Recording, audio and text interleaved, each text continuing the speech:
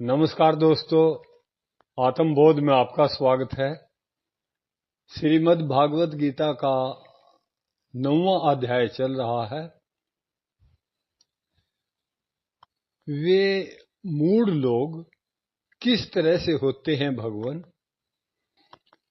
वे मूढ़ लोग आसुरी, राक्षसी और मोहनी प्रकृति का आश्रय लेने वाले होते हैं और उनकी सब आशाएं, सब शुभ कर्म तथा सब ज्ञान व्यर्थ होते हैं, अर्थात सत्फल देने वाले नहीं होते। फिर आप पर श्रद्धा करने वाले कौन होते हैं भगवान? हे पार्थ नंदन, जो महात्मा लोग मुझे संपूर्ण प्राणियों का आदि और अविनाशी मानते हैं, वे मेरी दिव्य संपत्ति का आश्रय लेकर अनन्य भाव से मेरा भजन करते हैं। आपका भजन करने वालों के क्या लक्षण होते हैं भगवान?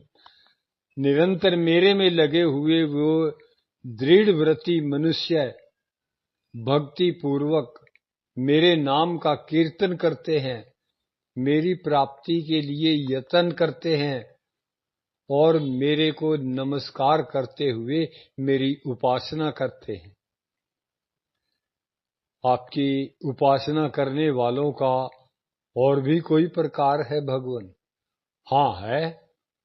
कई साधक ज्ञान यज्ञ के द्वारा अभिन्न भाव से मेरा पूजन करते हैं और मेरी उपासना भी करते हैं, और दूसरे कई साधक अपने को पृथक मानकर तथा विश्व को मेरा स्वरूप समझकर मेरी अनेक प्रकार से उपासना करते हैं।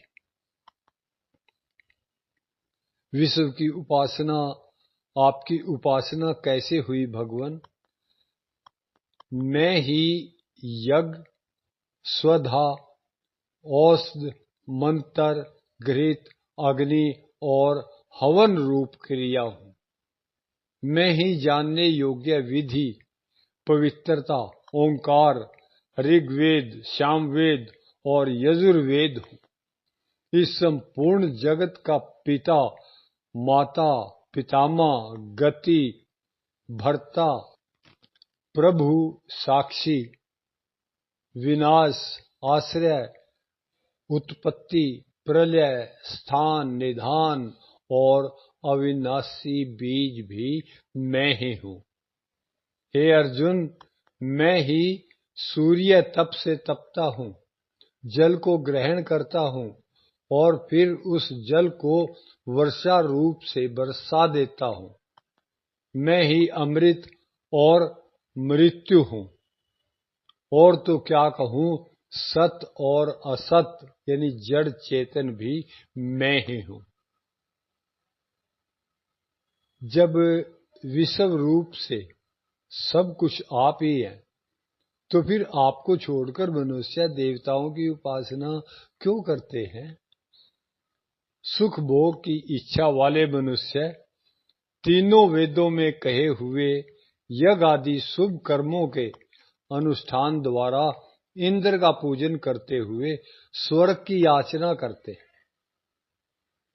फिर सोम रस को पीने वाले और स्वर्ग के प्रतिबंधक पाप से रहित वे मनुष्य पुण्य के बल पर विशाल स्वर्ग लोक में जाते हैं और वहां देवताओं के दिव्य भोग को भोगकर पुण्य क्षीण होने पर पुनः मृत्यु लोक में आ जाते हैं।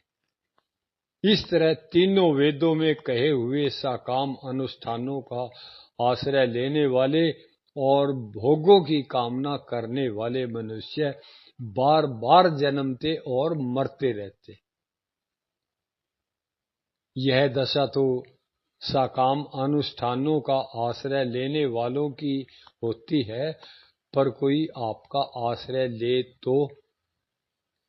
जो अनन्य होकर मेरा चिंतन करते हुए मेरी उपासना करते हैं, उन मेरे में निरंतर लगे हुए भक्तों का योग क्षेम मैं स्वयं वहन करता, अर्थात अप्राप्ति की प्राप्ति करा देने और प्राप्ति की रक्षा करने का काम मैं स्वयं करता हूँ।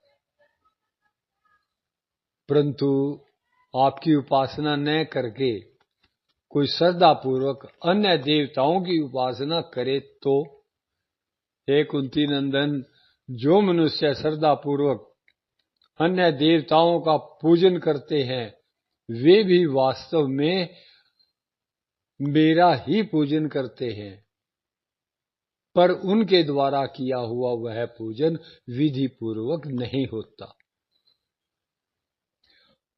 आज के लिए इतना काफी है जी। अब आपका भी फर्ज बनता है वीडियो को सब्सक्राइब करें, लाइक करें और शेयर करके भगवान कृष्ण के इस उपदेश को जन जन तक पहुंचाएं। बहुत बहुत शुक्रिया जी, बहुत बहुत धन्यवाद।